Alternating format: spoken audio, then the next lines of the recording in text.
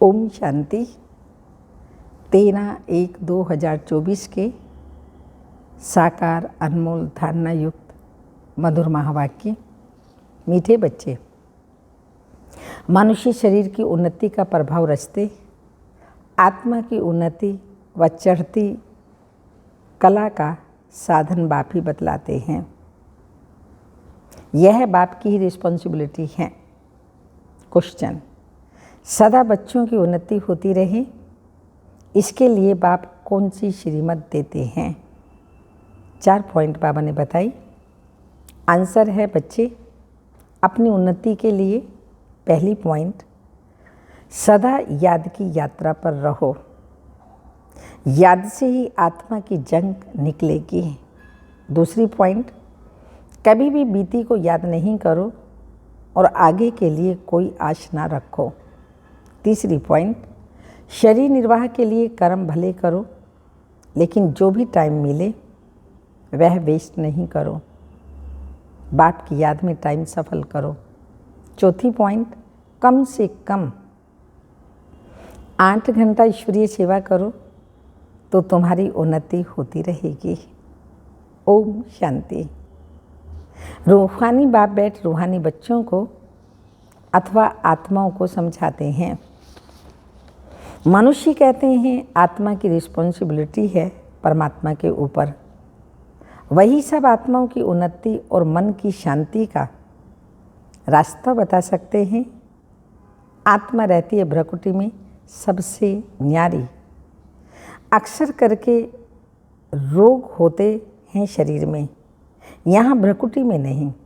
भले शरीर में दर्द पड़ेगा, परंतु जो आत्मा का तख्त है वहाँ कोई तकलीफ नहीं होगी, क्योंकि उस तख्त पर आत्मा विराजमान है। जब आत्मा की उन्नति अथवा शांति देने वाला सर्जन तो एक ही परमात्मा है।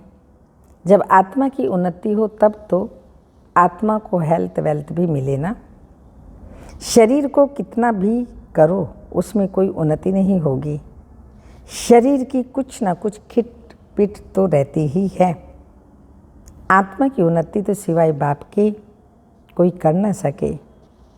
और सब दुनिया में शरीर की उन्नति का प्रबंध रचते हैं, बाकी आत्मा की चढ़ती कला व उन्नति होती ही नहीं।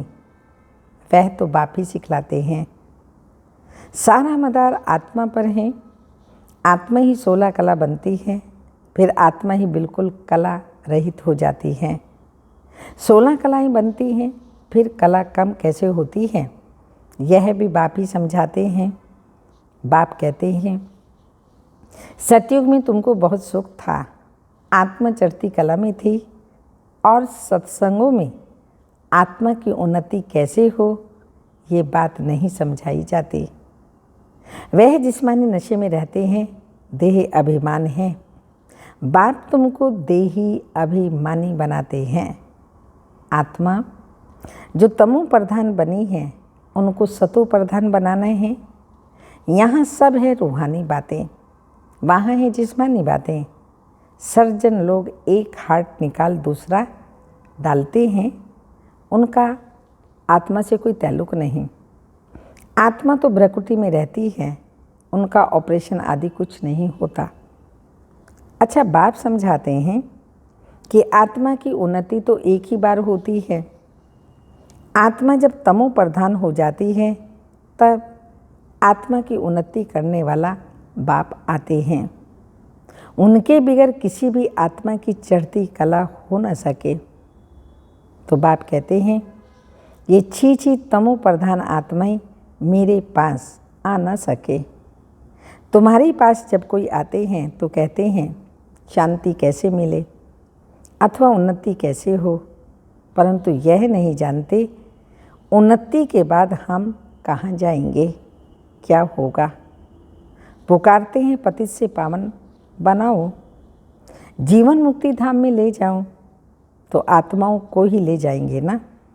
शरीर तो यहाँ खत्म हो जाएंगे, परंतु ये बातें किसी की बुद्धि में नहीं हैं। तो यह है ईश्वरीय मत। ये सब बातें शिव बाबा ही बताते हैं, बाकी वह सब हैं मानव मत। ईश्वरीय मत से एकदम आसमान में चढ़ जाते हैं, शांति धाम सुख धाम में। फिर ड्रामा अनुसार नीचे उतरना ही है। आत्मा की उन्नति के लिए बाप के सिवाय और कोई सर्जन है ही नहीं। सर्जन फिर तुमको आप समान बनाते हैं। कोई तो बहुतों की उन्नति अच्छी करते हैं, कोई मीडियम, कोई थर्ड, औरों की उन्नति करते हैं। आत्माओं की उन्नति का जवाबदार एक ही बाप है। दूसरा ये किसी को भी मालूम नहीं है। बाप कहते हैं इन साधुओं आदि का भी मैं आकर के उद्धार करता हूँ। पहले जब आत्मा आती है तो पवित्र ही आती है। अब बाप आए हैं सबकी उन्नति करने। नंबरवार पुरुषार्थ अनुसार तुम्हारी देखो कितनी उन्नति हो जाती है। वहाँ तुमको शरीर भी फर्स्ट क्लास मिलता है। बाप है ही अविनाशी सर्जन। वही आकर तुम्हारी उन्नति करते हैं तो तुम ऊंचते ऊंच स्वीट होम में चले जाएंगे। वो लोग मून पर जाते हैं। अविनाशी सर्जन तुमको उन्नति प्राप्त कराने के लिए कहते हैं माँ में कम याद करो तो विकर्म विनाश होंगे। बाप कितना वंडरफुल कार्य करते हैं, कमाल है बाप की। तब कहते हैं तुमरी गतमत तुम ही जानो। आत्मा में ही मत है। आत्मा अलग हो जाए तो मत मिल ना सके। ईश्वरीय मत से चढ़ती कला, मानव मत से उतरती कला। यह भी ड्रामा में नूंद है। वो लोग समझते हैं अभी स्वर्ग बन गया है, आगे चलकर मालूम पड़ेगा कि यह नरक है व स्वर्ग है। भाषा के ऊपर कितना हंगामा करते हैं। दुखी है ना। स्वर्ग में दुख होता ही नहीं, अर्थक्वेक भी नहीं होगी। अब पुरानी दुनिया का विनाश होना ही है, फिर स्वर्ग बन जाएगा। फिर आधा कल्प वह भी गुम हो जाता है। कहते हैं दुनिया सागर के नीचे चली गई, सोने की चीज़ें नीचे दब गई हैं। सो तो ज़रूर अर्थक्वेक के नीचे जाएंगे। समुद्र को थोड़ी खोद कर निकालेंगे, धरती को खोदते हैं, वहाँ से माल निकालते हैं। तो बाप कहते हैं मैं सबका उपकार करता हूँ, मेरा फिर सब अपकार करते हैं, गाली देते हैं। मैं तो अपकारी पर भी उपकार करता हूँ, तो मेरी जाकर महिमा होनी चाहिए। बहुत बाबा कहते हैं मेरी ज़रूर महिमा होनी चाहिए। भक्ति मार्ग में देखो कितना मान है। तुम बच्चे भी बाप की कितनी महिमा करते हो। चित्र में 32 गुण दिखाए हैं। अभी तुम भी बाप जैसा गुणवान बन रही हो तो कितना पुरुषार्थ करना चाहिए। टाइम वेस्ट नहीं करना चाहिए। बहुत हाईएस्ट बाप पढ़ाते हैं तो रोज़ ज़रूर पढ़ना चाहिए। ये अविनाशी बाप भी है, टीचर भी है। पिछाड़ी में आने वाले पुरानों से भी तीखे जा रहे हैं। अब सारी दुनिया की उन्नति हो रही है बाप द्वारा। श्री कृष्ण को भी गुणवान बनाने वाला बाप है, सबको सुख देने वाला है। बाकी सब लेते हैं। यह घराना बन रहा है नंबरवार पुरुषार्थ अनुसार। बेहद का बाप देखो कितना मीठा, कितना प्यारा है। ऊंचे ते ऊंच बाप द्वारा अब सबकी उन्नति हो रही है। बाकी तो सबको सीढ़ी उतरनी ही है। कमाल है बाप की। भल खाओ पियो सब कुछ करो, सिर्फ बाबा के गुण गाओ। ऐसे नहीं बाबा की याद में रहने से खाना नहीं खा सकते। रात को फुर्सत बहुत मिलती है, 8 घंटा तो फुर्सत है। बाप कहते हैं कम से कम 8 घंटा इस गवर्नमेंट की सर्विस करो। जो भी आए उनको आत्मा की उन्नति के लिए रास्ता बताओ। जीवन मुक्ति माना विश्व का मालिक और मुक्ति माना ब्रह्मांड का मालिक। ये समझाना तो सहज है ना, परंतु तकदीर में नहीं है। तदबीर क्या कर सकेंगे। तो बाप समझाते हैं कि बाप की याद सिवाय आत्मा की जंक निकल नहीं सकती। भल ज्ञान सारा दिन सुनाओ, परंतु आत्मा की ज्योति का उपाय याद के सिवाय और कोई नहीं है। बाप बच्चों को बहुत प्यार से रोज रोज समझाते हैं, परंतु अपनी उन्नति करते हैं व नहीं करते वह हर एक खुद समझ सकते हैं। ये सिर्फ तुम नहीं सुनते, परंतु सब सेंटर्स वाले बच्चे सुनते हैं। ये टेप रखी है, यह भी अपने में आवाज़ भरकर जाती सर्विस पर, ये बहुत सर्विस देती है। बच्चे समझते हैं शिव बाबा की मुरली हम सुनते हैं, तुम्हारे द्वारा सुनने से इनडायरेक्ट हो जाता है, फिर यहाँ आते हैं डायरेक्ट सुनने, फिर बाबा ब्रह्मा मुख द्वारा सुनाते हैं अथवा मुख द्वारा ज्ञान अमृत देते हैं। इस समय दुनिया तमो प्रधान हो गई है, तो उस पर ज्ञान की वर्षा चाहिए। वह पानी की वर्षा तो बहुत होती है, उस पानी से तो कोई पावन नहीं बन सकता। ये सारी ज्ञान की बात है।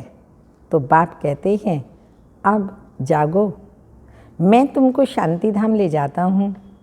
आत्मा की उन्नति भी इसमें ही है, बाकी सब हैं जिस्मानी बातें। रूहानी बातें सिर्फ तुम ही सुनते हो। पद्म पति भाग्यशाली सिर्फ तुम ही बनते हो।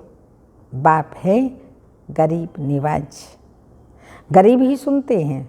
तब बाप कहते हैं अहिल्याओं गणिकाओं को भी समझाओ। सत्युग में ऐसी बातें नहीं होती। वह है बेहद का शिवालय, अब है बेहद का वैशाल्य। बिल्कुल तमो प्रधान है, इससे जास्ती मार्जिन नहीं है। अब इस पति दुनिया को चेंज होना है। भारत में ही राम राज्य और रावण राज्य होता है। जब अनेक धर्म हो जाते हैं तब अशांति हो जाती है, लड़ाई तो लगती ही रहती है। अब तो बहुत ज़ोर से लड़ाई लगेगी, कड़ी लड़ाई लग फिर बंद हो जाएगी, क्योंकि राजाई भी स्थापन हो, कर्मातीत अवस्था भी हो। अभी तो कोई कह न सके, वह अवस्था आएगी तो पढ़ाई पूरी हो जाएगी, फिर ट्रांसफ़र हो जाएंगे। अपनी पुरुषार्थ अनुसार इस भंबोर को आग लगनी है। बाबा कहते इस भंबोर को आग लगनी है, फटाफट विनाश हो जाएगा। तुमको खूनी नाहिक खेल कहा जाता है। जो आग लगेगी विनाश होगा, उसी को खूनी नाहिक खेल कहा जाता है।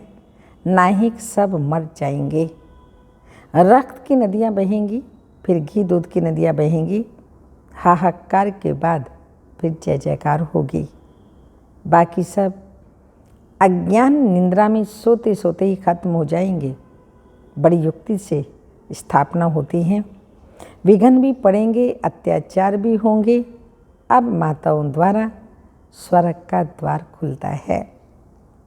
ये तो पुरुष भी बहुत हैं, तो पुरुष भी बहुत, परंतु माता जन्म देती हैं, उनको पुरुष से इजाफा ज़्यादा मिलता है।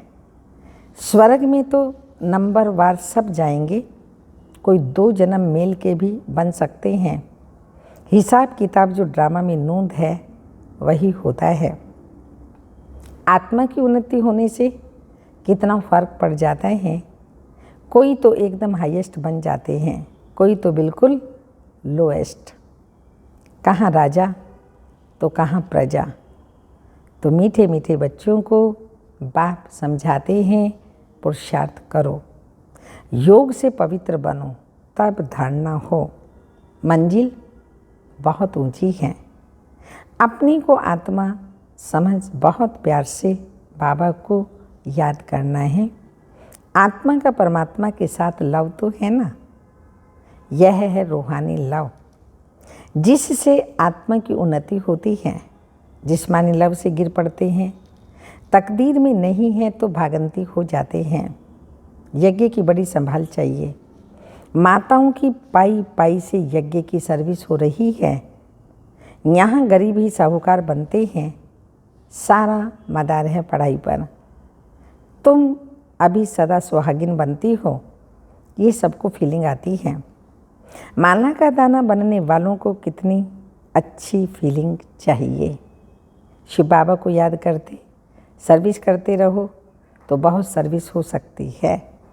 शिव बाबा की सर्विस में शरीर भी न्योछावर करना चाहिए। सारा दिन नशा रहे, वह मासी का घर नहीं। देखना है हमने अपनी कितनी उन्नति की है। बाबा कहते हैं बीती को याद ना करो, आगे की कोई आश ना रखो। शरीर निर्वाह कर्म तो करना ही है। जो टाइम मिले उसमें बाप को याद करो तो विकर्म विनाश होंगे। बाबा बांधेलियों को भी समझाते हैं कि तुम ही पति को बहुत नम्रता प्यार से समझाना है। कोई मारे तो उन पर फूलों की वर्षा करो। अपने को बचाने की बड़ी युक्ति चाहिए। आंखें बड़ी शीतल चाहिए, कभी हिले नहीं। इस पर अंगद का मिसाल है, बिल्कुल अडोल था। तुम सब महावीर हो। जो कुछ पास्ट हुआ उनको याद नहीं करना है, सदैव हर्षित रहना है। ड्रामा पर अटल रहना है। बाप खुद कहते हैं मैं भी ड्रामा के बंधन में बांधा हुआ हूँ, बाकी और कोई बात नहीं।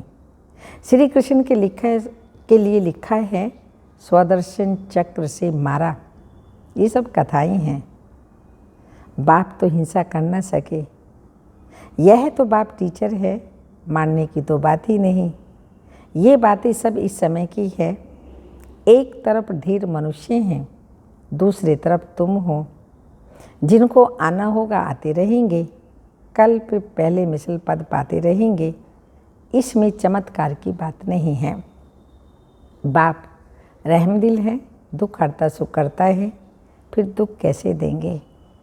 अच्छा, मीठे मीठे सिक्की लदे बच्चों प्रति माता पिता बाप दादा का याद प्यार। Good morning diamond morning.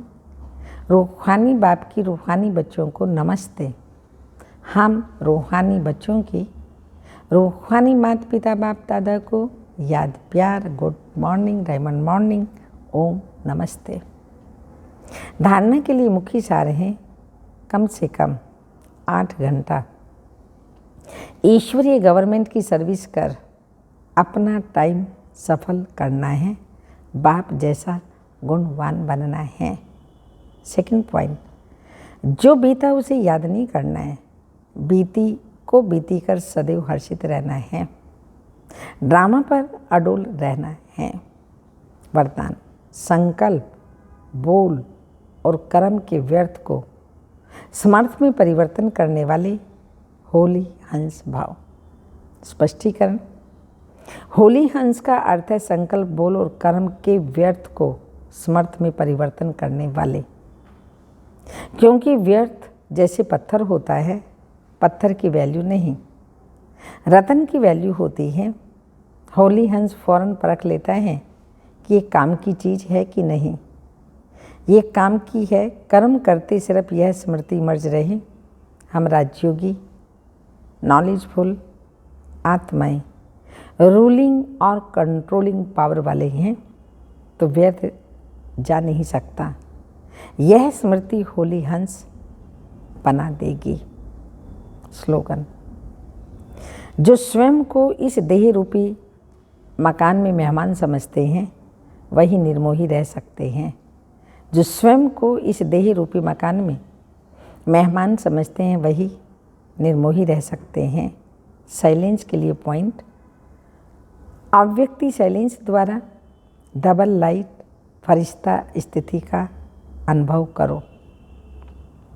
जैसे जब कोई ऐसा दिन होता है तो चलते फिरते ट्रैफिक को भी रोक कर 3 मिनट साइलेंस की प्रैक्टिस कराते हैं। चलते हुए सभी कार्यों को स्टॉप कर देते हैं।